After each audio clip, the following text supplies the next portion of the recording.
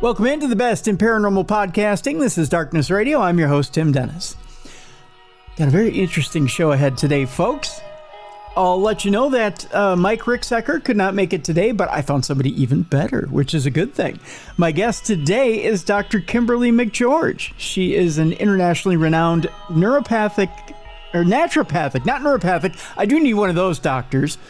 Maybe I can get her to work on my nerves for me. We could do that. But she's a naturopathic doctor, energy healer, remote viewer, paranormal expert, and consciousness teacher. Her extensive client list includes some of the world's most talented healers, and for the past 25 years, she's worked on thousands of people around the world. Dr. Kimberly was born with the ability to remote view, see people's auras, and is highly intuitive. Now, while still in college, she helped police on many occasions. Finding she had a natural affinity with herbs, she worked as a herbalist and went on to create... Now, wait a minute. I worked with herbs in college, too, but this was a whole different thing, Dr. Kim. I'm just saying. Oh, wait, I get it. Yeah, okay. You see what I'm saying there? Yeah, there we go. But she worked with them in a different way. She went on to create and distribute her own line of herbal organic products internationally. During this time, her personal practice expanded to multiple clinics throughout Columbus, driven by her inner knowing that her healing work could be made much quicker and more affordable and amplified exponentially using technology. Dr. Kimberly consulted with an esteemed neurosurgeon and realized that healing frequencies in naturopathy could be applied to all areas of her clients' lives. Her latest groundbreaking program, Frequency Master, teaches how to master frequencies in your own life and train other healers to use her own unique and successful methods. Tonight, we're going to talk a little bit about that, but we're going to stick to a different road tonight. Tonight, we're going to talk a little bit more paranormal about shapeshifters, walk-ins. We're going to talk about some of the more paranormal stuff that Dr. Kimberly has run into lately. But we're going to throw a hodgepodge of stuff at you tonight. We're going to welcome in tonight Dr. Kimberly McGeorge to Darkness Radio. Welcome, Dr. Kimberly. How are you? I am wonderful. Thank you so much for having me. Well, thank you for being with us. We can actually, sorry about the dumb crack about the herbal stuff, but hey, you know, we all have our experimentation in college. Sure. With that, let's start off a little bit slow. Was the naturopathy, was that your introduction to the paranormal or to the supernatural or metaphysical? No, I came in through the door of the paranormal. I was born with the ability to remote view, of course, not military style. I mean, I just went and looked, and I guess the stuff came to me. Maybe it's not even called remote viewing. Maybe it's something else. But I was born what I call partially awake, which is, I wish I had more memory than I did, but I remember like the second I was born, I opened my eyes and I'm like trying to walk, trying to talk. And I'm like, F. I don't know if we can swear here, so I'm not going to say that word. Sure, you can. Go ahead. Give it a go. Oh, gosh. Okay. I was like, fuck, I can't walk. I can't talk. And, I'm this like 1 minute baby. And so I knew it was going to be a rough road. And so I always say if I could have killed, I know this is horrible, but if I could have killed myself at 3, I think I would have, because I was so bored. Like I couldn't wait to get to something better than like singing Old MacDonald, I had a farm in kindergarten because I had an adult mind. So that was memory, I believe, of a previous life. So that's kind of how it all started for me. And so some of my gifts apparently had been somewhat developed, before this life. And so, my mom would put me to nap, when I was 5 and the ceiling would open up in portals and I'd go in and there'd be all kinds of nasty and great. And we'd go down tunnels and go to other realms. And, then we'd come back and my mom's like, why were you sleeping? And I'm like, because I wasn't really here, and I saw spirits, all kinds of spirits. I remember one time, I have a funny story. I was 5 and this old man spirit came into my mom's bedroom and he's like, see that bottle over there? And I'm like, yeah. And he goes, pour it all over the dresser. And, even though I had an adult mind, I wasn't the brightest. I probably still am not. And so I pick up this perfume bottle and pour it all over the dresser. Well, that was the perfume that my mom bought on her honeymoon with my dad in Hawaii. Oh, no. So this is my first introduction to prankster spirits, and that not everything is as it seems, not everything's like love and light and happy bunny tails, as you know. Right. Yeah. I can't imagine that got a great reception from Mom. No, my butt was a little sore. Yeah. Yeah. That was back in the day when we did those things. Yeah. Well, yeah. No, tell me about it. I got plenty of that too. Yeah. Yeah. So yeah, I learned the hard way as well. Yeah, me too. Yeah. Ouch. Well, so prankster spirits, you and I before the show, we started talking a little bit about prankster spirits and things that come in and trying to discern what's really real and well-intentioned and what's not. I find this fascinating because, I let's talk about that love and light aspect, because I hear from so many of the psychic ilk that they say, well, no, it's all fine. It's all love and light. They're all here to help us. And I hear this a lot of when people talk about, aliens and psychic spirits, and well, no, they're all here to help us. Now, I've learned from human nature, not everybody's out there to help you. Why is it that you have that certain sect of people that say, well, no, everything's love and light and good? Is it just a wishful thinking type thing? Or is it truly that those psychic blinders are on and that they don't see it for what it is? I think a lot of them are, I'm so popular because of all this, by the way, but I think a lot of them are frauds, because I'm a big believer in what is. So, my views have changed. My views haven't changed because, the wind swayed and because I softened or I hardened or I aged. My views have changed on data. People think I am like the most woo-woo person I guarantee you will ever talk to. If you really dive deep, you would be like, that woman's effing crazy. But I am also super scientific. You didn't mention it, but actually I've designed medical technology. I have a patent on medical technology. I program still as a job, medical technology. So I'm super scientific. So I love data points. I follow the data.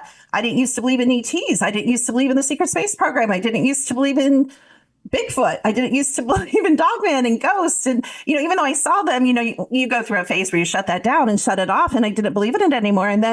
But you have to follow the data points. And not only am I following the data points of the thousands of pictures I have that I could show you, including beings 5 feet from me, Sasquatch and Dogman in the fur, where you can count the fur. How do you ignore that? How do you explain that?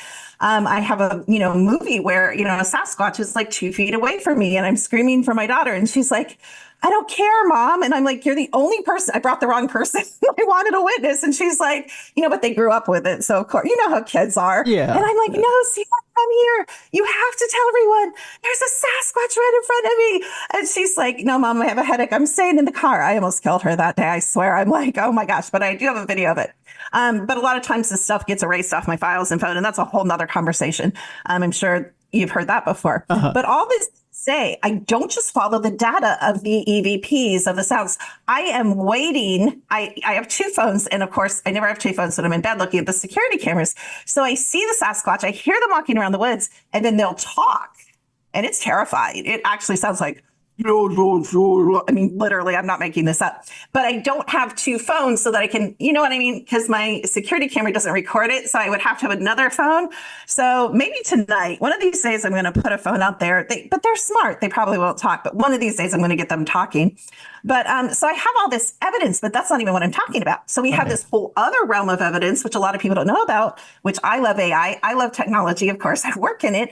I have your evidence. So I even already have some stuff to tell you if you want later on in the show. Yeah. But I have all this stuff recorded in your field. We're all light, color, and sound in your radio tower and your beaming frequencies. And here's the lie that we can't know truth. Okay. We can know truth because everything's frequency. So to get to truth about anything, we would need to be able to read frequency. And I can read frequency. If it's programmed, if I have the question, I can know truth, but you have to ask the question to get the answer. If that makes, I know this doesn't really make sense. It will to some people. It is. I get what you're saying. Yeah. So I feel like not only do I have my own experience, so I'm an experiencer, and that's all I really care about. I really don't care if you believe that I have Bigfoot and live in a habitation site. I know I do, right? So I have my experience. Then I have evidence, recordings and pictures and videos. Mm-hmm. And then I have the evidence that I can run against the land, against the home, against the beings. I can put a bean in my technology and say, what is this? Is this a Sasquatch? No. Is this an illusion? Yes. Is this a prankster? Yes. Is this? And so we have tech available in other forms of AI where we can know anything. And people aren't talking about this. I'm the only person utilizing the technology to, in my opinion, in this way, to dive deep. Like, put me on one of those ranches. I'll tell you truth, false, true, false. There's things you guys haven't even found yet. Here's where it is. Like, I can tell you guys this stuff all day long. Nobody asked me to do it. So I just play around with what I'm interested in and chase that. But, I wish somebody would see the potential for this, because if you really understood, and anyone that's had a scan by me knows it's true, if you could really understand what I could do with a combination of my data points, it would blow your mind. Now, what do you say to people who question the actual technology and how it's being used? Because people say, well, you can manipulate technology to get what you want.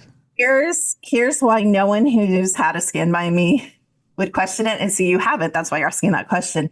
Because I can tell you things that will blow your mind, that I would say, if you knew what I could actually see about you, both with my abilities and with the technology, because we work together, you would never let me near you, because I can see people to the bone. You know how people are like, that guy's a fraud, or that girl's a fraud, or they don't really have abilities. I know the answer to 100% of all of that. I know who's won this game. It is a game, by the way. I know who's making it out of here and not coming back. And I know who's coming back. I know soul questions. I know game questions. Again, you have to ask the question to get the answer. And I haven't asked all the questions. So I'm not saying I know everything, but I know the things that people say you can't know, if that makes sense. Because I'll tell you why. Okay. Not only is everything frequency, but artificial intelligence could give a flying flip if you're getting out of here or not. It could give a flying flip if you're a liar and a fake psychic or not, right? Right. It's just going to read the frequency. You're a fake psychic. You're a real psychic. You're coming back for 7 more incarnations. No, your frequency is high enough. You can go above the Van Allen belts and get out of here, right? Like, it just computes data. And so that's why I love, to me, and I've worked with this for 10 years. So I know from 10 years and thousands of clients a year, I know the accuracy, right? Because they write me. Huh. Yes, you're right. I have headaches. Yes, I don't sleep. Yes, I've been diagnosed with diabetes. Yes, my relationship's in trouble. We've been fighting, on and on, because there's nothing that frequency doesn't tell you. Everything's frequency. Thoughts are frequency. Emotions are frequency. Paranormal's frequency. Bigfoot has a frequency. Dogman has a frequency. ETs have a frequency. The military has a frequency. The secret space program, Trump has a frequency. Like, go anywhere you want. What doesn't have a frequency? There's nothing. Right. And here's the lie. We cannot know truth. That's what they don't know. That's why I'm gang stalked. That's why I'm targeted. That's why I have black helicopters with video. That's why I have the Air Force flying around on radar, and I have pictures of it in my house, because they know I'm a threat. But guess what? They also know who I am through all time and space. And they, that's a whole nother conversation, but they also know they can't mess with me. So anyway. Okay, so you threw a lot out there, Dr. Kimberly. So I'm sorry. No, that's okay. But I want to forget I'm on radio, and I just get so excited. I'm just talking about how you talk with a friend about your passion. Sure. But no, that's okay. We can pick this apart a little bit. Now, I want to ask you this: when did you start noticing these black helicopters start flying around, and have you had contact with somebody who wanted to know more about what it is you do, and did they want to exploit what it is you do? Okay, so I need to give you a little more information. Sure. So my ex-fiance works for one of the 3-letter agencies. So there's a tie in there. Okay. I'm from a very intense military family, was born in a military hospital. There's a tie in there. I'm not one of these that sell my family bloodline for money or fame. So I'm not going to go that direction. Okay. But I am from a certain family. My relatives are famous figures in history. So there's a lot there that I believe ties into why I'm harassed and why I'm left alone, if that makes any sense. Sure. I have been told I've come out of a coffee shop in the smallest little mountain town where I live. And there's a black SUV sitting there, and an FBI agent with FBI plates filming me. And I'm like, this is when I wasn't as used to all this. Now I'm used to it. And I'm like, dude, really? I'm getting coffee and I'm by myself. So I film him filming me. I get the plates. Then he leaves because he's like, okay, I'm leaving. Only me chases an FBI agent like 30 miles down to Winston-Salem. Right when he's getting toward the building, I'm like, wait a minute, me in my car approaching wherever he's, no, this is not a good idea. So I pulled off. But yeah, so I could tell you all those stories, like, and people witness too. Like if you hang out with me, yeah, but it doesn't bother me anymore. I mean, I was just recently, a couple months ago, I was pulled into a car, but that was a whole different situation. I'm not going to go into. So, yeah, they interact with me. I think it's more like intimidation threat than actual threat. I mean, I've had U.S. Marshals harass me. I've had the small town sheriffs harass me. I've had the Winston-Salem Police Department harass me. I had the, one day I was speeding on the way to the airport a little bit, not very much, like 5 miles over the speed limit. And I had 2 unmarked highway patrol pull me over. And I said, why are you pulling me over? And they said, we'll tell you in a half hour. They were trying to make me late for the airport. And then they let me go. So just stupid stuff. It's not like, I'm not going to lie to you and say I feel like my life is threatened. I don't, you know? Wow. That again, a lot, but intriguing. So you don't lead a quiet life. This isn't something where you just, you know. I do. I live in the middle of the woods in the smallest town in North Carolina, near a state park at the base of the mountains. And I try to live a very quiet life. Well, it just doesn't work out that way. Trying and accomplishing are two different things, right? Exactly. Yeah. I mean, you know, you can try, you know, I can try to make the best souffle in the world. Whether I accomplish it or not is a whole different thing, right? I have confidence in you. I think you can. Oh, I appreciate that. I really do. I'll never do that, but I'll try it. You know what that tells me? And it doesn't matter again to me if anyone believes me, because what that is, all they do by doing all that stuff is confirmation. I don't want to say right, because I don't love the polarity of right and wrong, but let's say over the target. Like I am on to something that nobody else is. And it lights me up, to be honest. Like, let's go, you know? Yeah.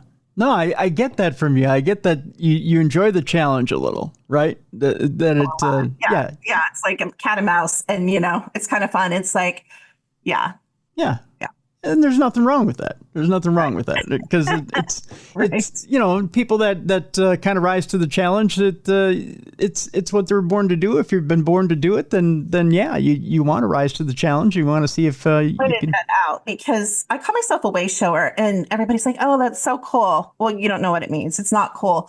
It's not cool because in my niches, in the paranormal, in consciousness, in naturopathic medicine, in even the people that use the technology I do, I'm so far ahead. There's a lot of bitterness and anger, because who wants to be around somebody that can call you out?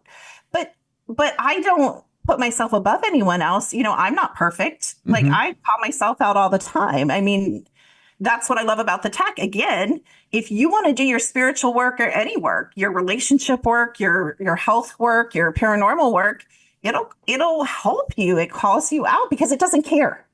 It doesn't care if I'm dying of a disease. It doesn't. It's just going to tell me. You know what I'm saying? Right. Is it put it this way, when there's someone human that calls you out on it, does it piss you off a little bit? Does it get you a little angry? I mean, no, because like I say all the time, okay, we could get into some really nitty gritty controversial stuff. Like possession. So everybody thinks, oh, you know, possession's like The Exorcist, and it's like ghost hunters, where like the orbs go into Zach when he's like in Italy on the island. And, you know, we all get what I call jumped multiple times a day. And that's not taught. You know, we get jumped going to Walmart. All of us. I get jumped, and I admit it. So it doesn't piss me off, because I'm not unwilling to say anything about someone else that I won't call myself out on. Here's the difference. I see it. I know it, and I take care of it. So what I say to people is, and this isn't even the shapeshifter thing, that's a whole nother thing, or the bean thing, but why would you want to be sleeping with someone who has 8 other beans in them? Maybe you're fighting because the bean's fighting, not because that's your spouse's or your girlfriend's, your boyfriend's true personality or your child's true personality. Like we're all walking around with like holes blown in our auras and not grounded and not locked over our heart lines and not in our containers. And when you're not in the containers, it leaves room for other beings to come in and take up rooms in the hotel or rooms in the inn. And this isn't taught.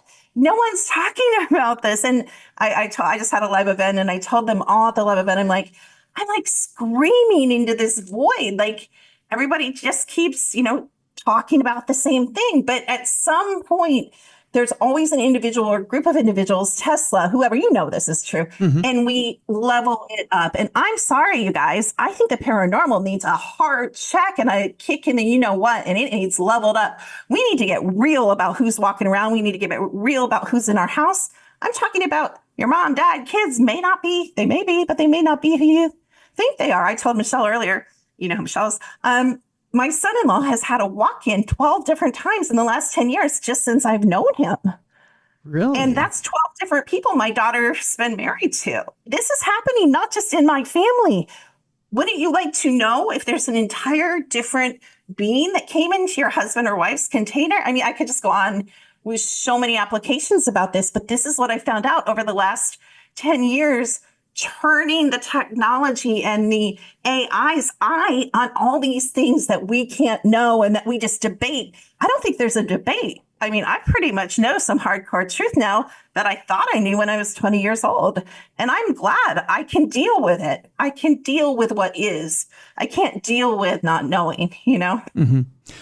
Okay, so I'm going to slow things down a little bit here and let's take a breath. And I want to take things back a step and tell our audience here what exactly a shapeshifter is, and then we'll go from there, and then we'll start to tell the narrative a little bit of how exactly we run into shapeshifters in our everyday life. What exactly is a shapeshifter? Well, you could probably, I don't particularly know any movies. You might more than I do. Know a movie that talks about a shapeshifter. I can't think. I mean, I guess there's a lot of werewolf and vampire movies that probably, that would be a shapeshifter. Okay. Skinwalker, I guess, is supposedly like a shapeshifter, Yes. Right? Isn't that like the definition? So that might ping with some people, but it's a being that can take one form. So you think you're talking to what I call the Adamic avatar, Mm-hmm. A human with skin. And you think you know who that person is, male or female, and you think they're what we call human. And but they're actually not, because under the right circumstances, whether it's a video camera and infrared light or night vision or sounds or anger, there's just like the movies, what triggers a werewolf, raw emotion. Right. They'll start to lose it and you'll literally start to see, and we've all seen this on TV purportedly, and the YouTube channels that talk about it usually get kicked off, but beings will start to come through the face. So I was at a live event and I have 10 witnesses to this one.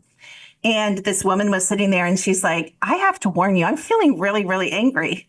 And she started bulging in front of witnesses out of her head, the Draco features. And she's like, I'm feeling, and I'm like, you know what? I'm not going to deal with this Draco.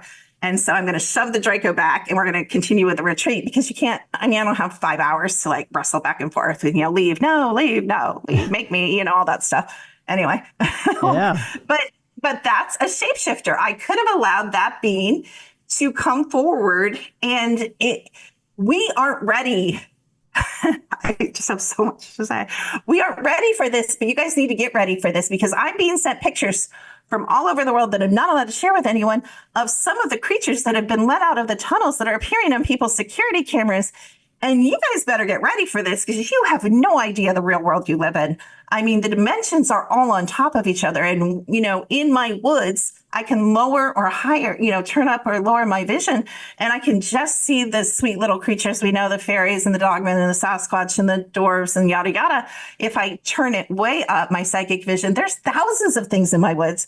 There's grays and there's things that I don't even know what they are. And we're just so limited in our understanding of the paranormal. We're like, everything's Sasquatch, everything's a ghost, everything's this. And that's not what I'm seeing. And that's not what you guys are going to see as your consciousness raises and your frequency raises.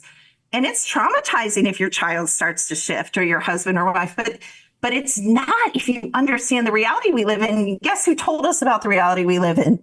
Tolkien told us about the reality we lived in, right? C.S. Lewis told us about the reality we lived in. Westworld told us about the reality we lived in. The Matrix told us. Hunger Games, Stephen King, Under the Dome, right? Yeah. They live. We've been told. We just didn't believe. We're going to be forced to believe. And again, I know you guys think I'm crazy. I don't care. I say every single one of my shows is going to age so deliciously well. I don't care. You know? Well, and again, that's to think of that, to think that, you know, we're deliciously bliss, so to speak, and we're walking around thinking, you know, there's nothing but just what's in front of us, and all of a sudden you want to peel that layer back and we're going to get overwhelmed with whatever's sitting there. That's a little scary to kind of take in. So I would ask you this, Dr. Kimberly, what's the midway point? How do we introduce ourselves to what's beyond and what's in this other world without getting too overwhelmed? Yeah, that is actually, and I think even though I seem like an extremist and I am in my own studies and own observation, I'm the most extreme person, but in my teaching and how I work with people, here's what I can prove. And I have many witnesses to this. I'll say, give me 5 minutes and I'll teach you how to see the first layer of the fourth dimension. And they're like, no. But I say, come to my live event, come to my house, and I'll have you seeing Dogman, Sasquatch, and other beings at a minimum in 5 to 10 minutes. And this is anyone. This is the neighbor down the street that who knows what they are, you know what I mean? I can pull them over. And people don't believe me, but I repeatedly do it. And not only that, I taught this one girl in 5 minutes and she was like, I'm so excited, you know how people are. Yeah. And this other guy came up and he said, Dr. Kim, you promised you would teach us how to see. And I'm like, her name was Laura and she won't care if I use her name. I said, Laura, take Kevin out and teach him how to see. It's so easy. I could teach, my grandson already sees, so I don't need to teach him. I can teach a 2-year-old how to do it. Really? That's the midway part. It's getting excited because it is no more scary to have a relationship with the fourth and fifth dimension than it is to have a relationship with the third dimension. Why? I bet there's murderers within 500 miles of me, 200, 100 maybe. Sure. I bet there's rapists. I bet there's people on the child whatever list. Yeah. I bet there's great sacrificing smart people that are lovely. I bet there's mean and nasty cheaters. I bet there's every kind of human within, right? Yeah. Oh, yeah. So why is it any more risky to deal with the Sasquatch that are exactly like that, or the werewolf that are exactly like that, now it's a little different but it's not, because there are some nasty humans that are monsters, right? We can all agree on that. And angels, we could call them if you want to go that direction. It's the same thing in these. But of course, the werewolves, you have to know the race. So werewolves are going to lean more one way. The dogmen are going to lean more one way. The Sasquatch are going to be all different. There's different types of Sasquatch. You know, there's the multidimensional ones. There's the military experiment ones that they let out of the tunnels. So what we don't know, I believe, hurts us. But what's so exciting to me is the beings on my property. We have arrangements. They don't touch my house. Their children touched my house, put handprints on my house in the wet concrete when they were building my house. I said, you're going to break the agreement. You guys can do whatever you want with the trees, but you can't take down live ones. So you guys can do X's. You can build what they do. I'm sure you've had people on. Yeah. And so we have this mutual respect. You can live here. I'm not coming in trying to take your territory. I'm not coming in here trying to drive you off. I respect you guys. I see you guys. And so, that's why in the first 3 days of my house, and I showed this on Rex's Leak Project. I don't know if it's still up, but it's on there, and they might have erased it off my computer. I hope he still has it. But, there was a little person in North Carolina. We have the little people, and there's lots of legends. You guys can look it up. They're like fairies without wings. They're like this tall. And I have outside my door on my security camera, I have a class AAA picture of a little person in warrior garb that came to say, can we stay here? We will look out for you if you look out for us. And he stood there and we had conversations 3 nights in a row. And, Rex has that picture and I've showed it. I've stopped showing a lot of my pictures because my kids don't like the crap that I get. It's hard on my family to hear their mother called. You know what I mean? Because then people accuse me of, Tim, they accuse me of going to the store. I don't have time for this. And buying a G.I. Joe doll and setting it because it was so clear. You know what I'm saying? Like people, it's cognitive dissonance. Right. I say, Tim, if I came to your house and said, let's say one of my Sasquatch walked in and I'm put him on camera, you would have cognitive dissonance. You would be like, that's a man in a suit, right? By the way, I know for a fact Hattie was a suit, but that's a whole nother conversation. Okay. Yeah, if I were to post a picture, I'm sure somebody would say, yeah, you're faking it. I would have probably more people dissenting and telling me that I faked that than I would have people believing me that I had actually had a real the fun side, though, is if you understand who you are and what this is, and you remember who you are in kind of relation to the what I call the void or the all or all time and space, and you have embodiment of your power. I mean, I really have no fear. I mean, I'm not saying I can't tell you scary stories. I can, but I'm here talking to you, right? Couldn't have been too scary. No, well, talking to me is a hell of a lot less scary than what you're facing out there in front of your house. I know that much. I'm is that in between to me is the relationship. Do you know? Okay, I just pulled in. It was pitch black in the mountains. You know, black. You know what I'm talking about when you don't have city lights. So I pull in and my beams are up, and they come to the edge of the woods and they hold up their babies. And I'm telling you, you can see this. I have tons of pictures, and it's heartwarming to have to be honored, to be treated like family by beings that most people can't see or talk to. You know, and have that relationship. It's just like having relationship in the 3D with really cool people. That's the in-between part of I think of what we're talking about, you know? So again, I'll take it down a notch and slow it down here a notch for our audience to catch up here a bit. And that's this. So I want to take it back to the perspective of your kids. Now, do your kids see this stuff? Do they go to the edge of the property and they start seeing this stuff as well? I'll tell you. Okay, so I'm not sure how many years ago. I haven't always seen a lot of Sasquatch, but there's a man named, which I don't know, you might want to eventually have him on. His name's C. Wayne Wilson.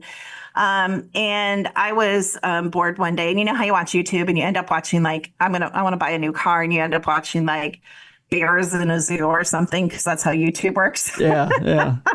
The rabbit hole. I'm watching something totally unrelated, and I'm all of a sudden I come across this ex-wrestler, and funny enough, because we were talking about they and stuff, but this ex-wrestler, and he's a good old mountain boy, and he's filming in his yard video after video, and he's like, do you see this giant? And do you see his, thingamajig? And do you see this woman with her boobs? And do you see the babies? And I am like, oh my gosh, this is so entertaining. I'm thinking, this guy's like crazy, but it's so entertaining because he's such a character, right? Yeah. And this guy's full of it. So I watch about 3 videos, and I have the site. And then I'm like, I cannot believe this is happening. I'm like, oh my gosh. As he's describing, I am seeing the exact same thing, but I'm more scientific than people think. So I stalk him on, of course, social media, and I'm like, I have no idea where you live, but would you mind if you live anywhere around me, within driving distance anywhere? Can my daughter and I, come and visit you so we can see? And this is how stupid I am, because I didn't realize they're everywhere. I thought they were like only on his property at the time, but they're everywhere. They're on your guys' property too. I could show you. Not only could I take you guys and show you anyway, that's another conversation. But so he's like, well, I'm actually 30 minutes from you. And I'm like, oh my God, like, what are the chances of that? That's super cool. So my poor daughters. So I get my second oldest daughter, and she's actually in medical school, and she's run a lab, and she's like, has published papers. She's as scientific as they come. Like, she is skeptic beyond any of y'all. And she's like, so I drag her with me, and we pull up, and the whole woods in the field is like moving. And I'm like, Gabby, I'm like, do you see like a monkey thing like swinging on a tree? Am I crazy? And she's like, you are crazy, but I do see a monkey. And so the creatures came up and we saw them. And he even had a video, and I don't know if it's erased. Wait till you guys hear this. This is 3D stuff, not making this up. This isn't 4D. This isn't see-through. He has a video of the government coming in white vans and bags and bagging these creatures. I mean, I don't know how this stuff hasn't gone well, maybe that's why, because, they don't want to know that they know about this stuff. This is like, what do you call it? X-Files stuff. I'm telling you, and I've seen it with my eyes, and I don't know if he still has the video, because again, a lot of stuff disappears when we get this kind of evidence. But so that was my introduction to Sasquatch. And ever since then, I immediately went home to my house and I started a relationship with the beans in my yard, which are just as plentiful as the beans in his yard. I don't have to drive to Reedsville to see Sasquatch. They're in my yard, Wow. And so yet your daughter sees it along with you, and to her, it's not a let's get the hell out of here type of reaction. It's just now they're bored. My girls are just like my other daughter who saw the other Sasquatch with me. I have 4 girls, by the way. Plenty of daughters to terrorize. But no, Gabby she was like, can we leave? And I'm like, no. Like, they're not necessarily have the same level of interest, but they do see it. Even my grandson, I was out in the yard with him, and I try to, celebrate their scene instead of parents shut down their scene. And I'm like, he was looking at the sky and pointing. I'm like, what do you see? And he goes, roar. I said, do you see dragons? Because these children see this stuff, right? Yeah. Dragons? Yeah. I'm like, well, that's a whole, okay. Whole conversation. Okay. Yeah. So he sees too, and there's a lot in his yard. Yeah. So I don't shut down, any of that stuff, in my children and grandchildren. My 12-year-old daughter used to do really famous people. We lived in Columbus, Ohio, really, really famous people's houses. I have crazy stories. She would go help me house clear, because at the time she saw better than me, like Ghost Whisperer. If you guys watch Ghost Whisperer, the Ghost Whisperer sees 100% of the time. I only saw about 50% of the time. So I would take her with me to clear houses, because she would, pick up things that I didn't. But yeah, so we were a team ever since she was 12 in the paranormal. Interesting. Okay, so before we go to break, I want to let people know what exactly you were talking about when you were talking about wrestlers, because it was a conversation we had off air. I'm going to show people who are watching on video what exactly we were talking about. I have a picture here that I showed Dr. Kimberly. I've told people before on air on this program that when I was much younger, in fact, I can tell you exactly when, because I have it on the back of this picture. This picture was taken November 29th, so it was this month. In 2002. So this picture is 22 years old. Tells you exactly how long ago this was. So I would have been exactly years old. This was taken at the Mall of America in Bloomington, Minnesota. And this is me meeting Roddy Piper. And actually, I went to go get a book autographed by Hot Rod himself, and he had made the offer to train me, because he went. I went up there to get the book signed, and he looked over my shoulder, and he went, "Whoa, brother!" And I went, "What?" And he goes, "You," and I went, "Me?" He goes, "Yeah, you." Now, mind you, I was much heavier in this picture than I am now, but he said, "Yeah, you," and I said, "What?" And he goes, "Have you ever thought about like wrestling?" And I said, "You mean like professional wrestling?" And he goes, "Yeah." And I said, "No." And he said, "Well, you ought to." He said, if you wanted to wrestle, I would train you." And I said, "Wow. No, sir, Mr. Piper, I'm allergic to pain." That was my excuse. So I actually turned him down. I was stupid for doing that. I should have took him up on it. You could have been a wrestling star instead of a radio star.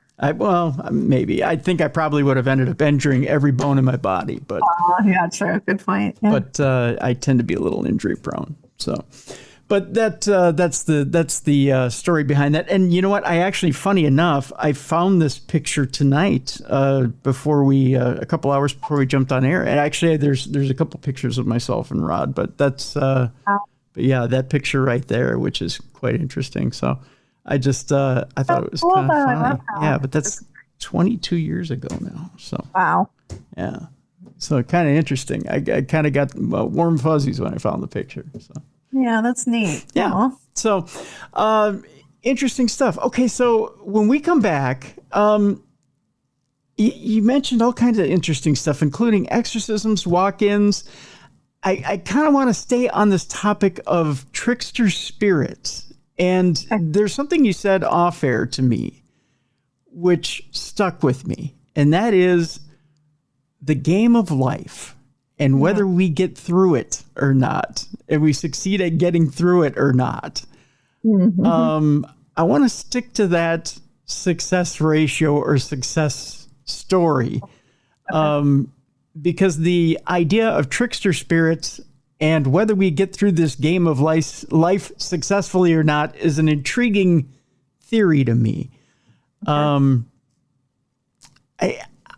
Because to me, the whole love and light scenario, as we've talked before, Dr. Kim, has never stuck with me. It's never rang true in my gut of guts. I've never thought to myself, well, love and light doesn't seem to me like it rings true. It rings hollow to me because to me, it doesn't feel safe. It doesn't, I've never been one to think you can jump in the deep.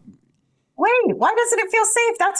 That's why I think people love it, because it does feel safe. Well, yeah, but it rings hollow. It's like saying you can jump in the deep end without a life preserver and you're going to be all right, right? Yeah, okay. I get it. Like if you're an expert swimmer, you'll be fine in the deep end. But most of us who have never swam before, if you throw us in the deep end, your chances of surviving are about 50-50, right? Some of us will take to water and swim, but there's a lot of us who are going to end up drowning. Or coming back here. Yeah, exactly. So with that, we're going to take our break. When we come back, we'll talk about these trickster spirits. We'll talk about what the danger is and where that danger is with these trickster spirits, why we wouldn't necessarily make it through life successfully with these trickster spirits. And then I want to talk a little bit about walk-ins. So we'll do that when we come back.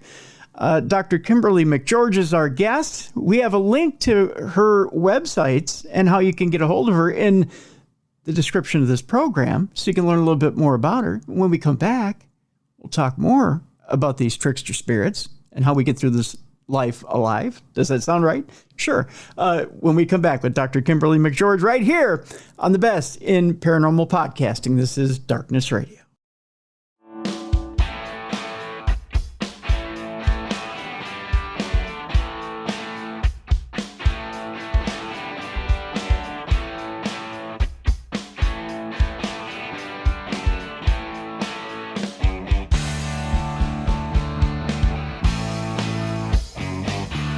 Welcome back to the best in paranormal podcasting. This is Darkness Radio. I'm your host, Tim Dennis. My guest is Dr. Kimberly McGeorge. We're talking about trickster spirits. We're talking about walk-ins. And we're talking about, well, peeling back that third dimension, going into the fourth dimension and seeing what we can see. In the beginning of the program, we were talking about all different types of creatures and basically why we don't see what we see in everyday life and what is exactly out there to be seen. In this segment, Dr. Kim, I want to talk about these trick affair. And that was basically, if we can get through this life, I believe is how you put it. And you were talking about trickster spirits. Well, if we can get through this thing, and you were mentioning how they can pull you off course or how they can kind of, and the way you would put it, it almost kind of hinted like if someone had had something like a near-death experience, or if somebody had gone into that tunnel of light, I think is the way you would put it, or gone into that tunnel. Explain to me what you were talking about. So a lot of the NDEs, again, are designed to set you up for failure, in my opinion, if you even have a chance of getting out of here. So here's the whole, in my opinion, well, I believe it's fact, but cold hard truth is, I was talking to my daughter about this today. Like, I can look in someone's, what I call their energy field, and I can say, okay, you've already won the game. How cool is that? What if you've been playing the whole time thinking you weren't winning? Like, your relationship sucked. You didn't have a good job. You didn't have money in your bank account. Like, how depressing is that? Like, it goes the other way too, of course. But what if I told you, you've already won the game? Like automatically, if you think like, then you can play the game from what I call the outside in, which is the best way to play it. So there's people that have already won. This is their last incarnation. So what if you knew, if you believe in this stuff, which obviously I do, but what if you knew this was your last time here? I've been here 85 times. This is my last time here. I've won the game. But what if you knew? What would you choose? Maybe I would go to Hawaii and would spend the money going to Hawaii because I know it's my last time in the game, because I'm not coming back here. I don't want to come back here. I've had enough fun, in the game. It just would change everything. How you live, like what you choose, how you spend your money, whether you're in a relationship, whether you're not in a relationship, whether it just changes everything when you understand the basic rules, I call it, of this reality. And so a lot of these flash and sizzle that if you go on YouTube and you type in NDEs, like you'll find thousands of podcasts dedicated to just NDEs. I don't even mean podcasts like this where you cover, the spectrum. Yeah. And NDEs are really interesting because that's the first place before you die that I think a lot of trickster spirits enter in. And they're like, yeah, I'm grandma. And I'm just here to tell you that when you die, you'll have a life review. You do not have to have a life review.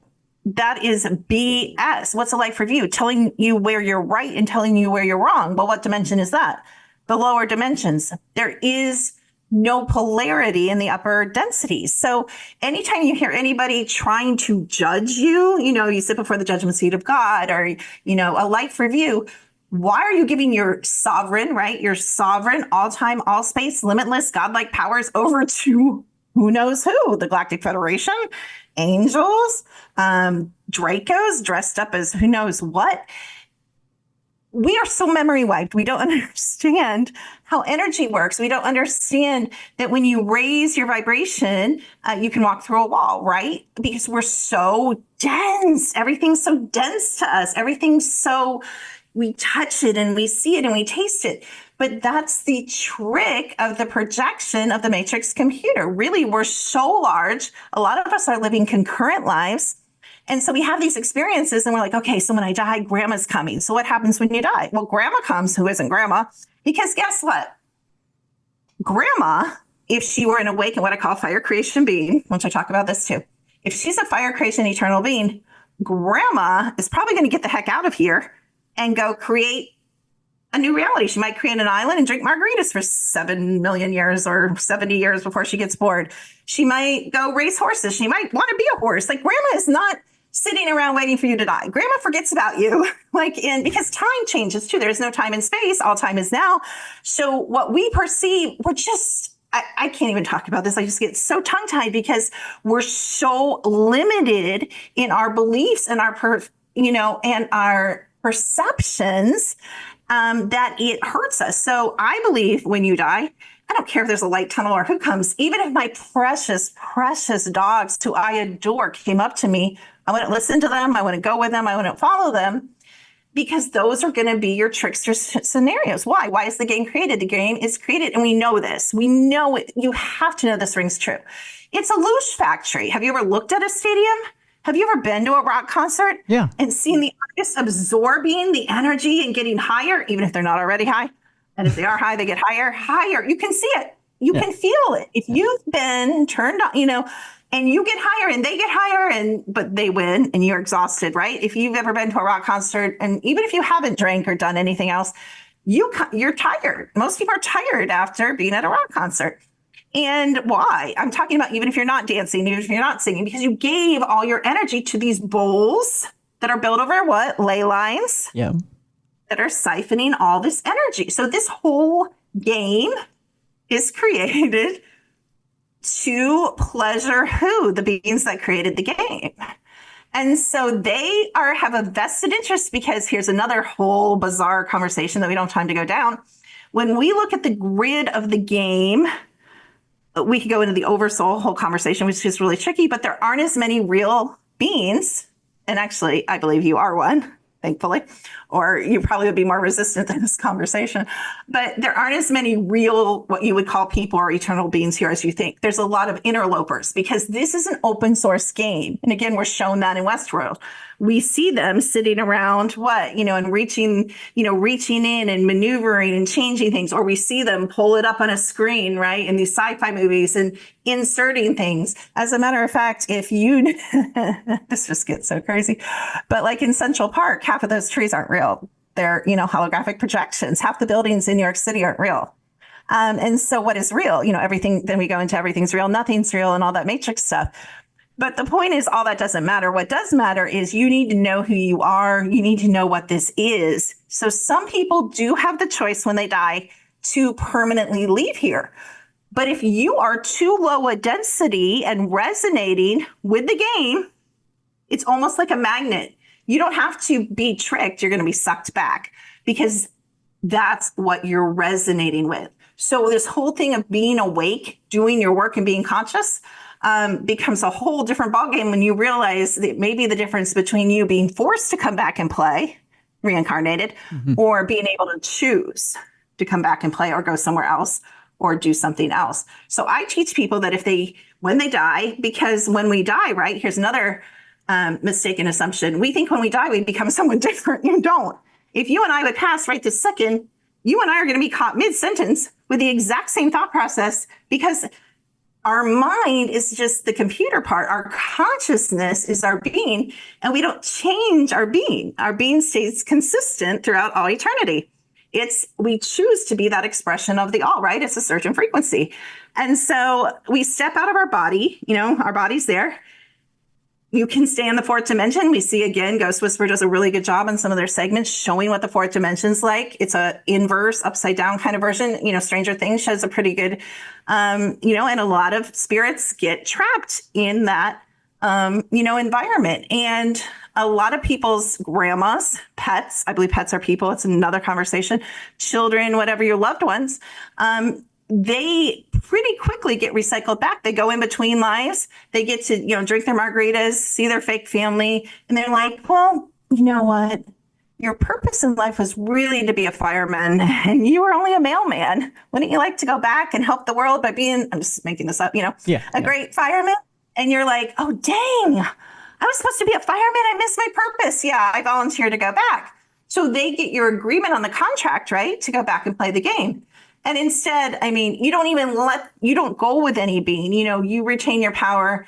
And how do things work? Well, the things work outside of here the same way they actually work here. You just don't know it, which is with instant thought, you create. With instant thought, you teleport. Maybe you were cetacean, or I don't even want to say Palladian because it's a whole overdone thing we could talk about. But, maybe you knew you were a star race before you came here and you decided to come play the game, or maybe you created the game. Who knows?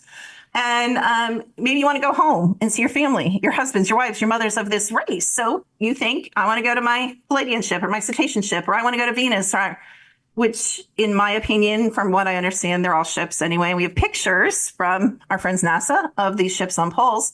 So again, it gets deeper than that. It's hard to answer your extrapolated questions when I feel like I have to educate of what this is and where we are to explain to get to the. You're doing good. You're doing good. You're getting there. Yeah. I know I'm all over the place. So, we have pictures of this is, I believe, like Star Trek showed us. We're on a ship, on a holodeck in a game.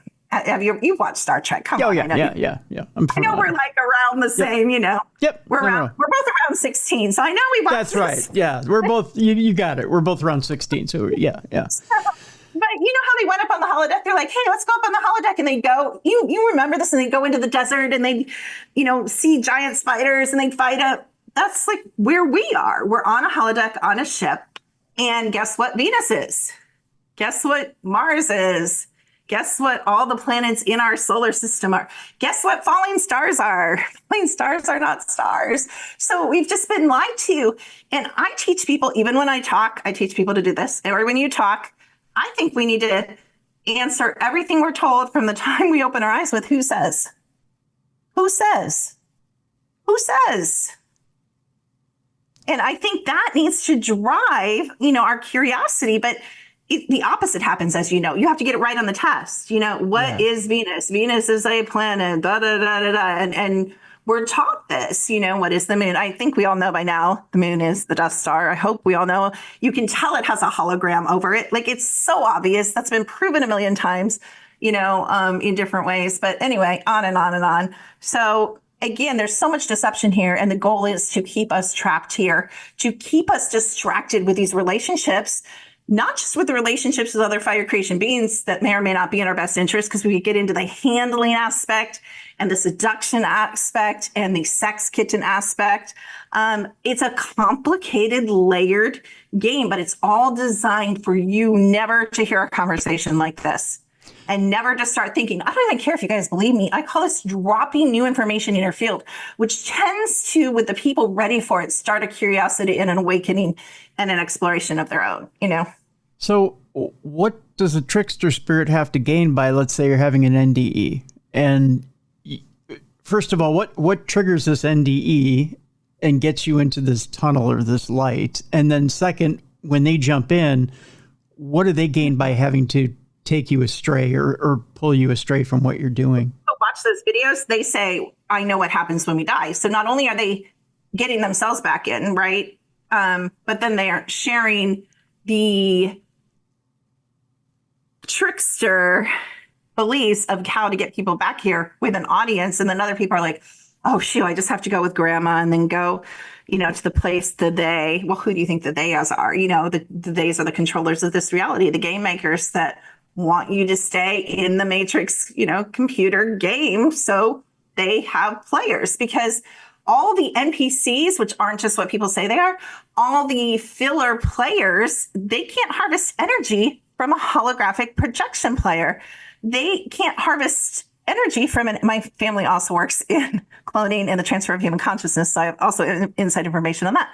But they can't harvest energy from an empty clone with no fire creation spirit in it, right? They have to harvest energy from you and I and the animals that are sentient and the trees that are sentient, anything that has an eternal spirit, which is more and less than you guys think.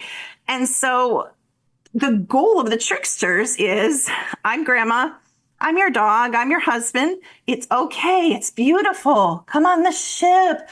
Come and follow these beings. It's okay. We'll guide you, and if they were to unmask themselves, it's the same thing with demons and angels. Demons and angels are bird tribe. All demons and angels are beings with wings, for just like we talked about in 100 miles, there's all different kinds of people.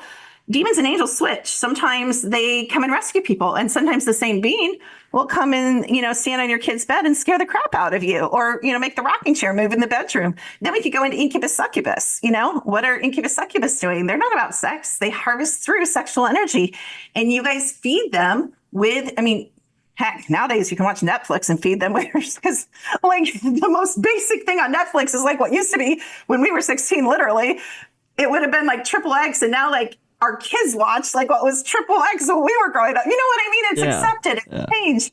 But I could go on and on about these beings and, how they pop in and out of us and everything. But I want to answer your question about the NDE out of body. What's interesting is I just did a scan on someone, plus I can see with my eyes. And he was totally operating by standing outside of his body, and his body was filled with all kinds of beings. That's an NDE, right? What's an NDE? Being out of your body. These words themselves are spelled traps. Our language is filled with misconception programming, spelled traps to keep us deceived about how energy works. And here's another reason how I know this. Since I was born, I'm able to merge with any place, any person, everything. What do we call that? In other words, that's the nice version. I'll say the blunt version. I can possess any inanimate object, no technology, my abilities, any tree, I could possess you if I wanted. And people are like, you need permission. Okay, MFer, watch me. Do I need permission? No, I don't, because you have no defense. You don't know who you are. You don't know what this is. You don't know how spirit comes in and out of containers. You don't know how energy works. You know nothing. Who has the advantage? Me and the beings. That's about it. And when I say beings, I'm not talking about one race, one type of beings. The Sasquatch know this. The fairies know this. The Draco know this. Your rulers know this. And I'm talking rulers as in presidents, kings, whatever, everybody knows this. But the probably the most powerful people, which are the, first, second, third, fourth wave beings that have been trapped under the dome, endlessly recycling in the game, right? Yeah. Now, you bring up an interesting point here, and that is a living person possessing another living person. It happens all the time. I see so many human discarnates in people. It's ridiculous. Why? You can watch the shows. You can watch any paranormal show, any paranormal movie. You can watch Supernatural. You can watch any series. You can watch Ghost Whisperer, Medium. They all show you what is primary real estate in the game, a body. A body is primary real estate. So if you've been disembodied, let's say you just had your head cut off in a car crash, and you're standing there and a woman walks by, if you know how, maybe you don't want to be stuck in the fourth dimension because it's really not that fun. It's kind of scary. You're like, I'm going to go see if I can merge, nice word, right? Or possess, real word, that woman. And so you try it. You walk into her and you're like, oh, wait, I can be this middle-aged woman. Oh, I've got a great story. Let me illustrate this. Sure. So my daughter calls me up. And she's like, Mom, I need your help. I'm like, who knows what now? And she's like, you need to come over and help John. And I'm like, why? And she goes, because he keeps getting up at 3 a.m. and cleaning the whole house. And I'm like, you're complaining? He goes, I say, that's a great thing. She's like, Mom, it's 3 a.m. He goes to work at 7, like bizarre behavior. Right. Mm-hmm. And she said, what's even more frightening is how he's drinking his water and his tea. I'm like, what the heck are you talking about? And she's like, he's holding it like a sippy cup and drinking it like this like a cup, like, hold on, like my cup. Mm-hmm. Like he's holding, by the way, this is not what you think. This is water. Yeah. Seriously. It is. Yeah. But he's holding it like a sippy cup and drinking like this and ducks down, like a little kid. Yeah. And I'm like, okay, let me look at him. So I go over and I look at him and I'm like, well, I see the problem. He has a 3-year-old little boy inside him and a 45-year-old woman inside of him. And this 45-year-old woman, when I was talking to her, she's like a neat freak, an obsessive clean freak, cleaned all the time. And the little boy was like still drinking, kind of like a little kid. Huh. So we took care of that. No more clean house at 3, no more clean house at all because he doesn't really love to clean. So that was that. We jokingly, I said, are you sure you want me to remove the woman? Because, we joked, but, pulled that out of him. I literally peeled them out of him. And again, there's a whole much more conversation to this. How did they get into the first place? His aura was compromised. He wasn't holding his body. They will pop right back in if you don't have the authority, but I have authority. I mean, I know how to deal with them because I've been doing this my whole life, on and on. But this stuff happens. But what if that happened to your partner and you didn't know and they start acting crazy? What if they start being abusive or trying to rape you or do what, these crazy things that we would attribute maybe to mental illness. Maybe it's not. Maybe a rapist came in and jumped in their body, right? Right. And the rapist is like, oh, man, I haven't had sex for so long. I mean, I know this sounds crazy, but why are there so many TV shows that show exactly what I'm saying? Why are there so many movies? Why? This is what I'm seeing matches with the stuff that we think is fiction. You know what I'm saying? Yeah. Yeah. I mean, you said you didn't really want to get into it, but it to me, it's fascinating the fact that someone just gets into someone's body and there they are. And like you said, we have these blinders on. We walk through life with these blinders on. And if we don't know that a 45-year-old woman has jumped into our body and now we're getting up at 3 a.m. and we're cleaning, then how do we know to get that person out? And And that's why forget the shape-shifting. This isn't even shape-shifting. It's a form of shape-shifting, I guess, but it's not really what I'm talking about Dracos popping out or, you know what I'm saying? Beings popping through, the werewolf I talked to you about popping through or all this, the ghouls. We see so many ghouls. Oh my gosh, that's a whole nother story. But, like I said, like they live almost exactly like zombie ghouls. Mm-hmm. But, you don't. My students tend to be sensitized. I'll have people that contact me and say, I think I'm jumped. Can you check? And usually it doesn't matter at that point what they're jumped with. It's more about removal. So we don't always sort out, okay, you're jumped with an elemental. Because any energy form that has keyword memory, we're memory wiped, whole nother mm-hmm. many ways. But any being that knows what this place is and how it works can jump. I mean, when I was a medical medium, which I did a little bit about 2012, 2013, 2010, how I did it. I didn't have technology. I didn't use technology. I would merge with you and I would crawl around your body. I would crawl into your veins. I would crawl through your liver. I would crawl around. You have to realize I have a medical kind of background, so it didn't really bother me. And I would be like, oh my gosh, like I can barely get through this artery. There's so much calcification. What is that? People call it medical mediumship, of course, only if you're real, and there's a lot of frauds out there. But what is it? It's possession. I'm crawling around your veins and your arteries. What do you call that? Right? I'm possessing you. Let's be honest. Yeah. So the real medical mediums, I'm not sure if there are any, but if they are, they would back me up. I mean, some of them you can also scan from the outside, but I mean, I did it the hard way, of course. So I loved it when tech came, and now I call myself the lazy psychic because I love that I can put tech between me and I don't have to like merge with everybody and be like, oh my gosh, you're cheating on your wife, and see. But people don't understand. I literally became them. I saw through their eyes. I can hear them and read their thoughts. I can feel their emotions. So I know it's possible because I can still do it if I want to. I don't do it, by the way, you guys, but I can if I want to. And if I needed to, I would, But with that, Dr. Kim, what is the advantages of wanting to take over another person? Why do you do that in the first place? Or why would you want to take over another living person?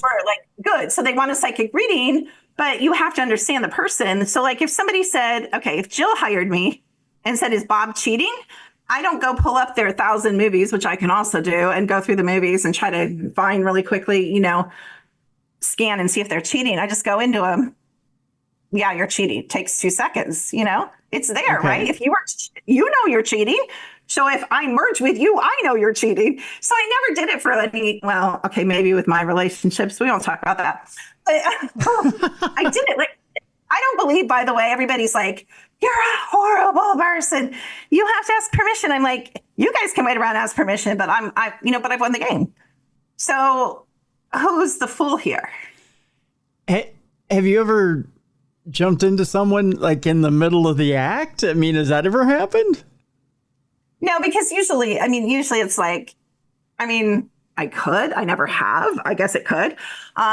Usually they're asking me to read them in a situation like this. So we're talking, okay. You know what I mean? Yeah. So there wasn't really opportunity, but I could have. I definitely saw a lot of cheating as in, people having dinner with the wrong person or people making out. I never really jumped into anybody and plus I can do both. I can view it from the outside or I can, jump in. So it just depended on what was called for. But here's the thing. Every single other being that you can't see does this every day. Like you're not going to like this, but I looked at you before the show and you have a being in you right now. I didn't look at what it was or anything, and I'll clear you for you.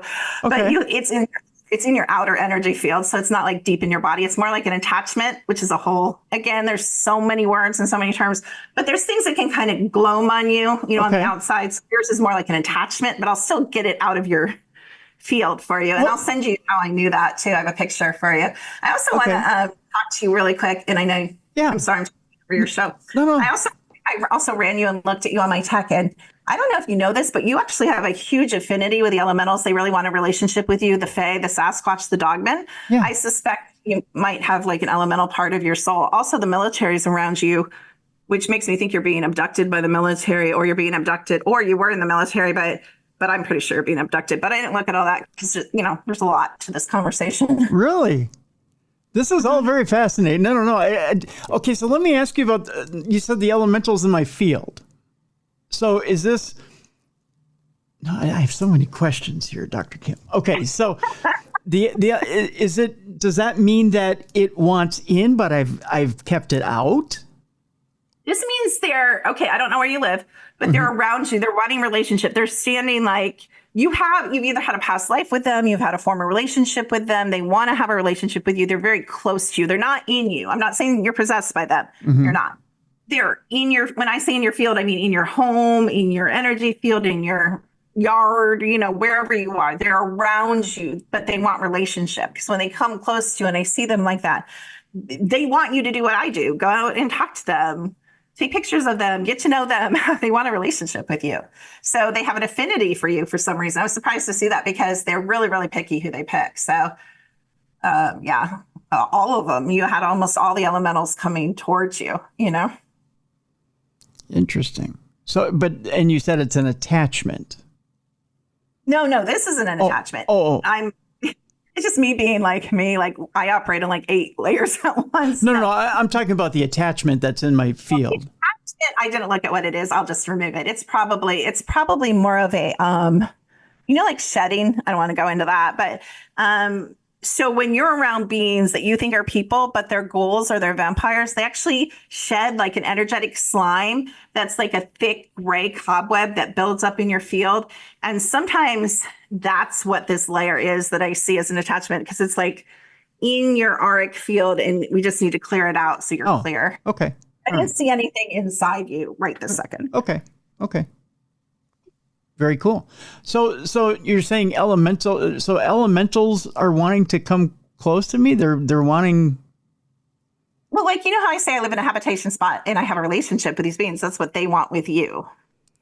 Which is interesting. Okay, so between you, me, and the fence post, and all these different listeners that are listening right now, lately I've had a lot of like animals that want to get closer, like I have these trained chipmunks that I'm very close to, and now birds want to talk to me a lot. Just told me why they do, because they respect and love people that love animals. That's why they would be attracted to you.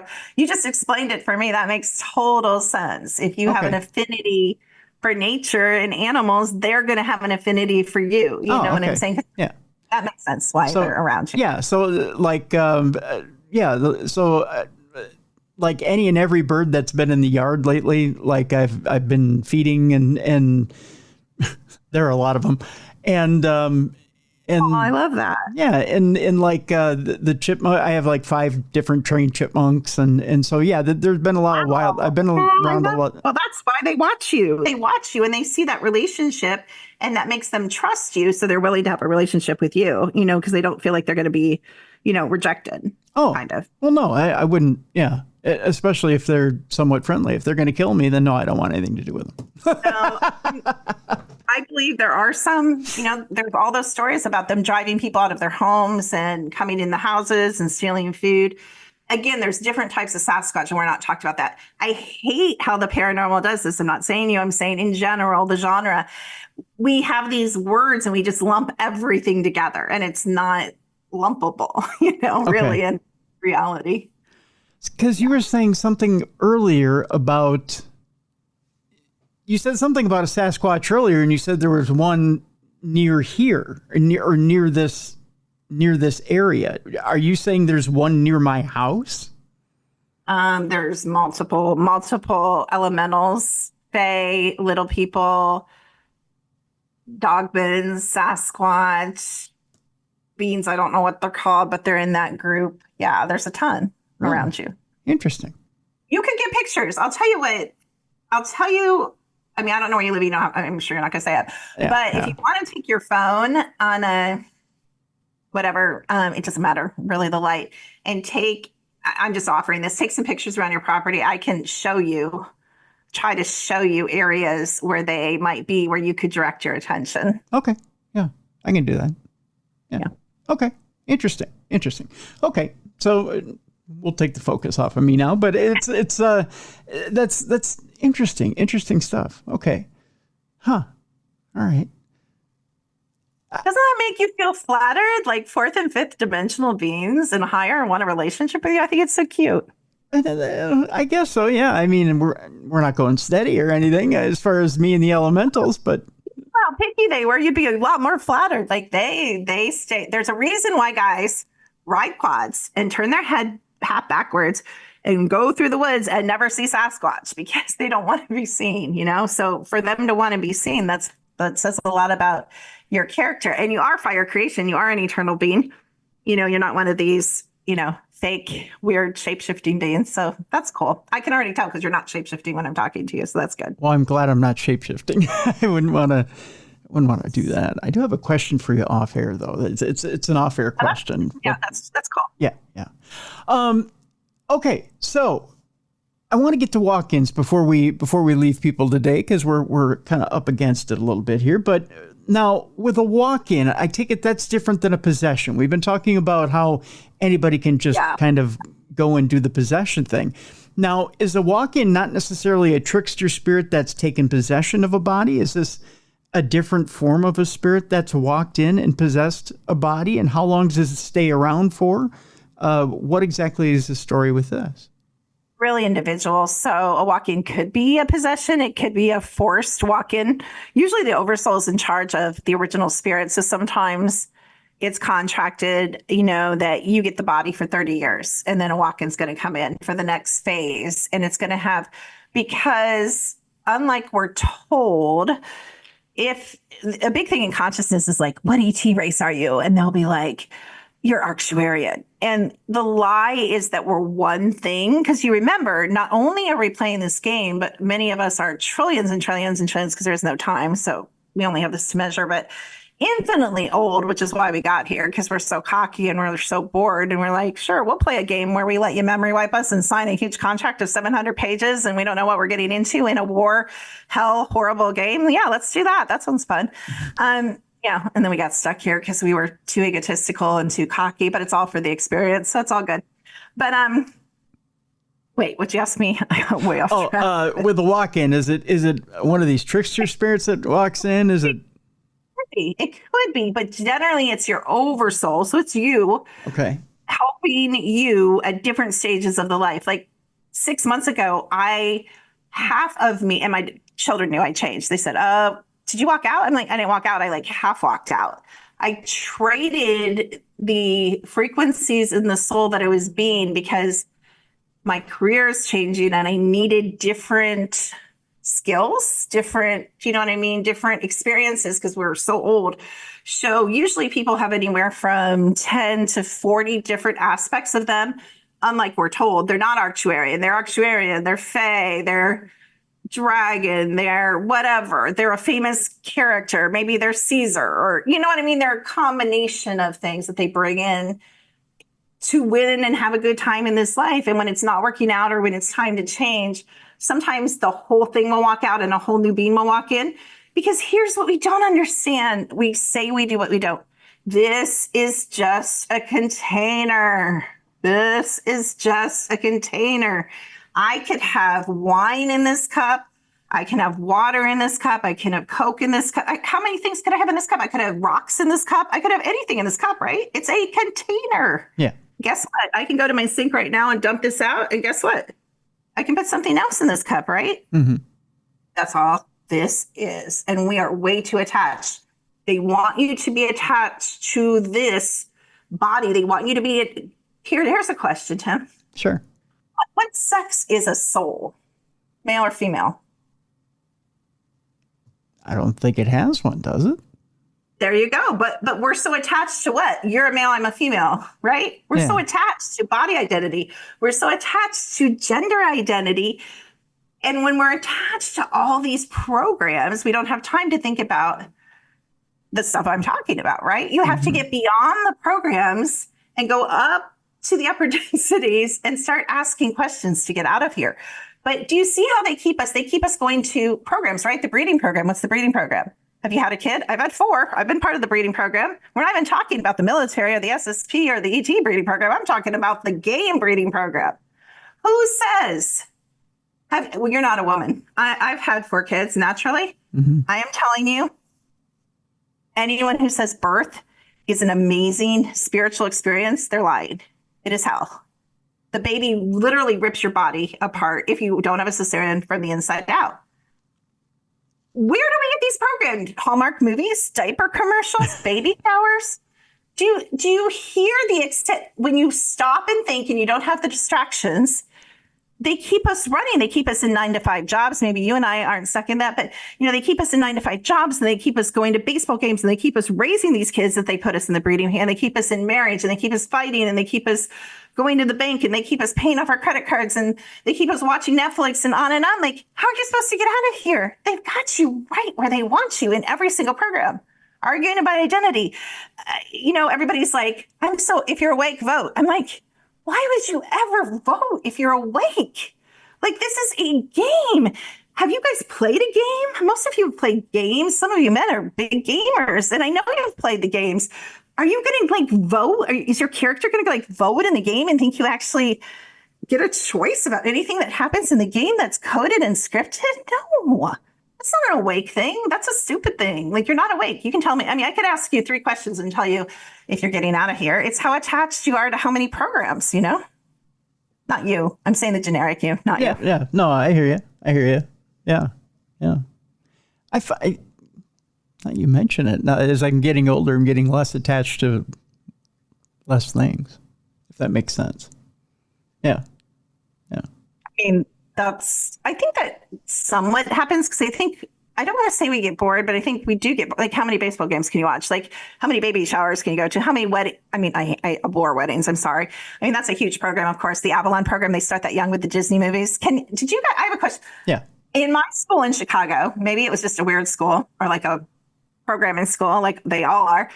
We watched Disney movies in class all the time. Did you? Do you remember that? We watched like Bambi and Cinderella, and that's all. I mean, of course, now we know Disney's major MK Ultra programming. We all know that, right? But I was just so programmed. Like, you get married, you have kids. You know, there's the programs, right? All the world over. Not the live action stuff we did, not the animated stuff. I mean, like live action. Like, give me an example of something like you watched. You know, like the stuff from the live action, like the Francis the Kicking Mule and stuff like that. Oh, you were in a different program than I was. I was in a cartoon program. No. They would never show you a Disney cartoon, but you would. It just blows my mind that they did, though. You know, I think that's crazy. Yeah. I don't know. No, you would never see anything like a Steamboat Willie short or anything like that. But you would see, but you would see, you'd see like a Don Knotts movie or something like that. Oh, okay. Still programming, of course. I mean, it's all programming, right? Yeah. I had a guy, he came to put my security system in, and I'm like, I also think they deliberately bring certain people in my house, but that's another story. And I'm like, oh, where'd you work before this? Of course, you can guess the answer. The military. Yeah. Oh, can you talk about, like, in a certain division? He goes, it's classified. I'm like, what do you mean classified? Of course, I'm not going to let that go. He's like, let's just say it had to do with misinformation. I'm like, what do you mean misinformation? He's like, media and misinformation. I'm like, what? And he's like, yeah, actually, he goes, I actually took a early something or something out of the military because he goes, I didn't like what I had to do. And I'm like, are you in my house right now? Like, how crazy is that they send this military guy who knows it's really installing, right? You guys do know you all have black web shows. Every single person has eye implants. I can prove that to you. That is hardcore science. All you guys have heart implants, bladder implants. All your pets have eye implants. You guys have no clue what this place is. It is so much worse than you think. Everyone will know, though. That's the thing. Like, probably, I think, because the timeline just upgraded a little bit, so we're running at a higher frequency, a lot of this stuff is going to come out to the masses. That'd be interesting.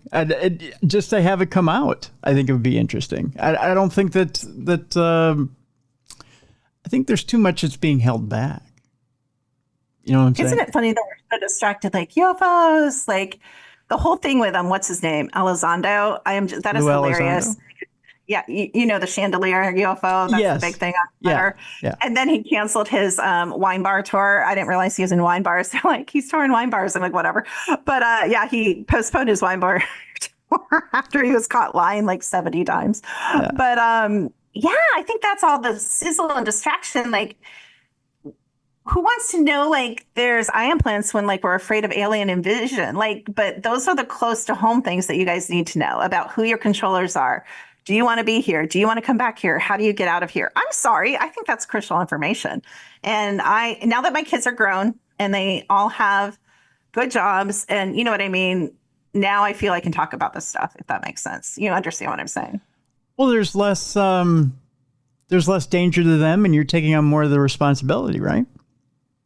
Right. But I think it's selfish for me to know, and I could talk about this stuff for like another 30 hours, probably 300 hours, and tell you just tons and tons of stuff. But to have this information and not share it, I think I wouldn't feel right about that. You know what I'm saying? Yeah. I think there are people that will resonate with it. There are people whose lives have been changed by it. And that's who I'm here for. I'm not here for everybody, but I'm here for those that resonate and are ready for it. Yeah. No, and that's a good thing. That's a good thing. Well, I tell you what, Dr. Kim, we'll have to have you on another time, and we'll have to go down this road again because there's so much more to go down. Can we show pictures? Are we able to show pictures on the show? Do you have some? Well, I mean, if you have me back, I'll send you more pictures than you can, I don't know, show. And well, you know what? If you have some, what we can do in the meantime, if you have some pictures that you want to show, we could put it up on our blog on the blog. I could put. I'm not going to send you a ton because my kids will be like, I told you not to send, but I'll send you a couple. Yeah, send me a couple. I'll put them up on the blog and we can attach the blog on darknessradioshow.com, and we can make a special blog page and let awesome. people see some. I'll send you a few. Yeah, and we'll have people check out some pictures from that are associated with today's show.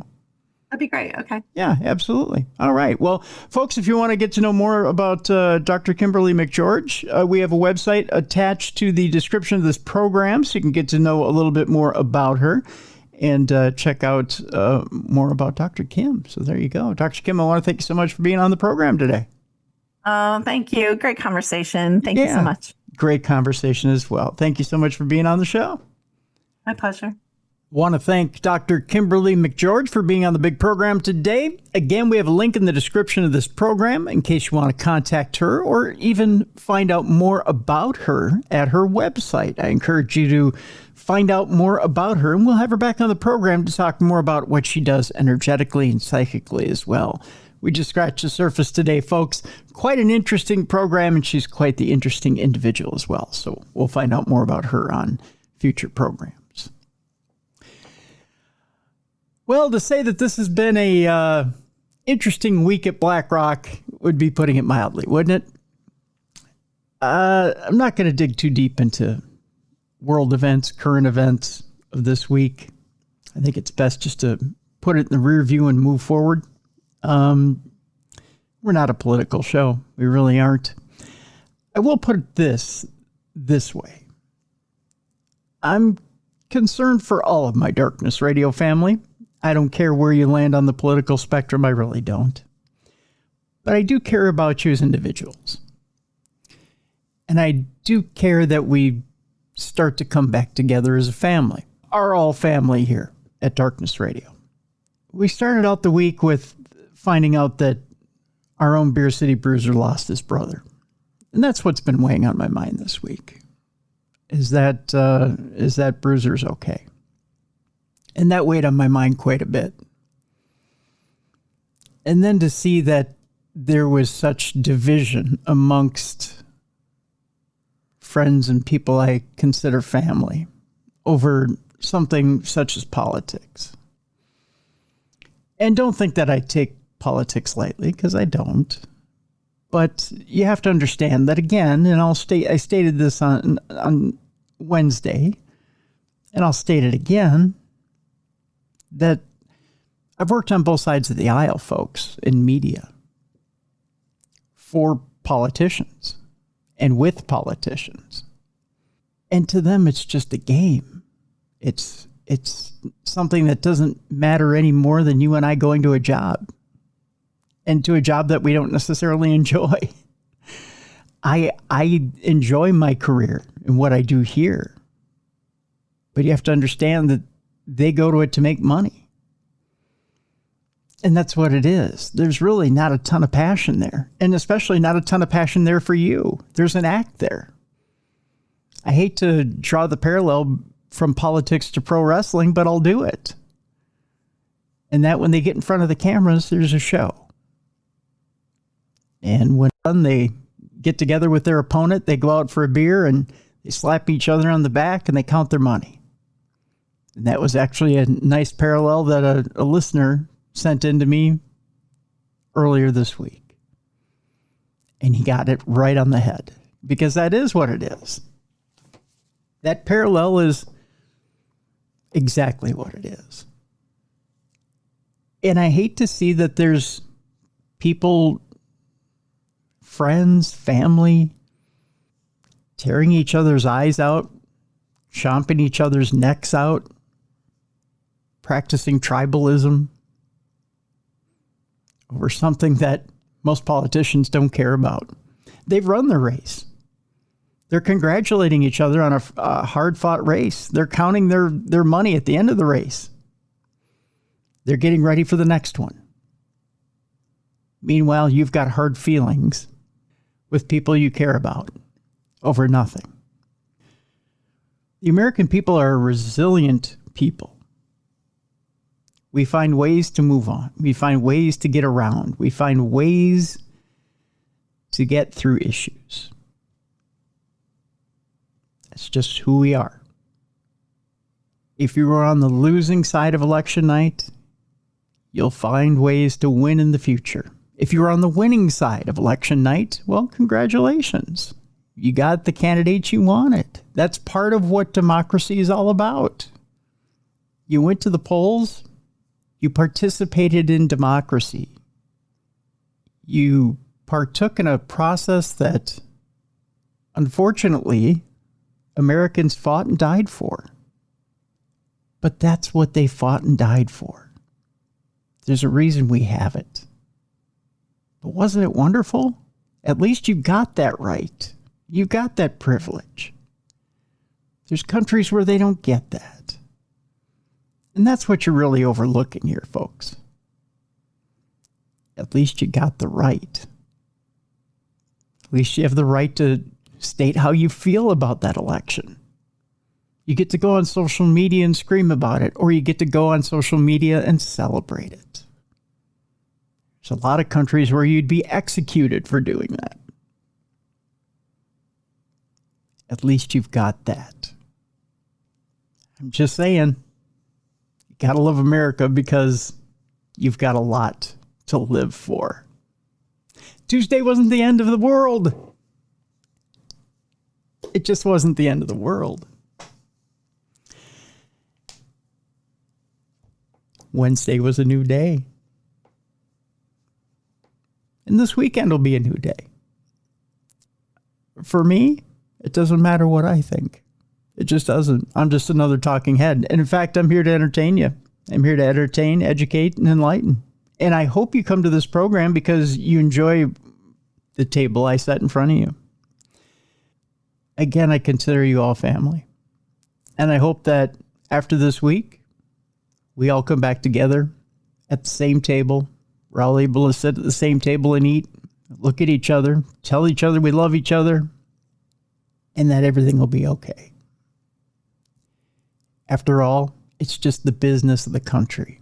That's all it is. The business of the country. Let's just treat it as business and move on. That's all that matters. Okay, next weekend is the big trip up to the Palmer House Hotel. Speaking of ghost hunting and having fun, myself, Jessica Freeberg, Ghost Stories Inc. If you haven't got a ticket yet, or if you're considering coming up, check out the website. I'll include the link in the description of this program so that you can check and see if there's tickets. If there is, you may have to stay at a hotel separate up in Sauk Center from where the festivities are, but that's all right. Maybe there's an additional ticket available for you, but we'd love to see you up there. It's got a 1920s theme. And of course, Jess always makes these trips fun to be on. So come on up, have some fun with us. I know there's another trip that Jess and Ghost Stories Inc. are arranging for January, I think. So by all means, come on up, have some fun with us. I'm looking forward to it. Next weekend comes so quickly, but we're going to have a blast up there at the Palmer House. So come on up, have some fun with us. I'm looking forward to it. I want to hang out with you guys. So, God, I can't wait. Can't wait. It's going to be some fun. Other than that, again, folks, I want you to keep your thoughts and prayers this weekend with Beer City Bruiser.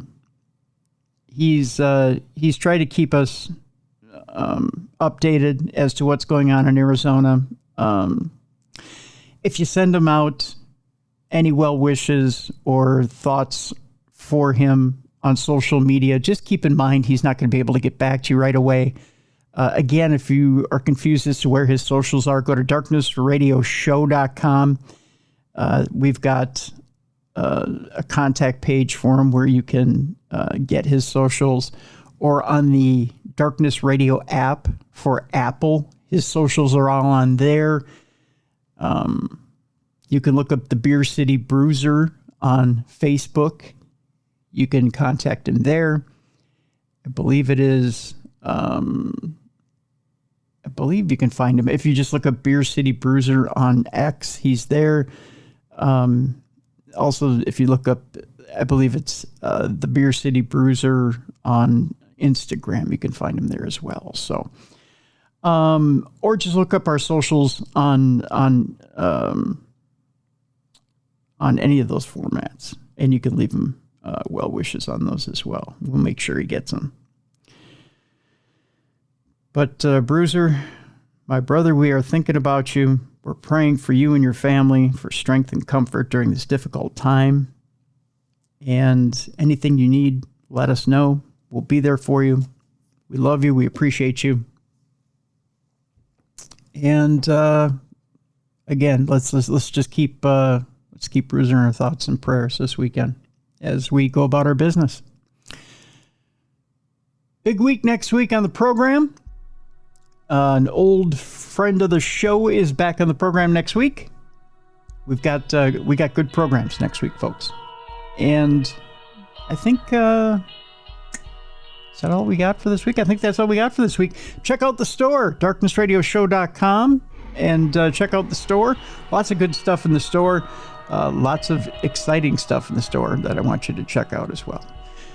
So that'll do it for Beer City Bruiser, for Jessica Freeberg, for Mally Fox. I'm Tim Dennis. Thank you so much for spending your hard-earned time on this show. If you have a guest you'd like to hear on this show or see on this show, send me a note, tim@darknessradio.com. We'll see you next week, folks, for the best in paranormal and true crime podcasting. This is Darkness Radio.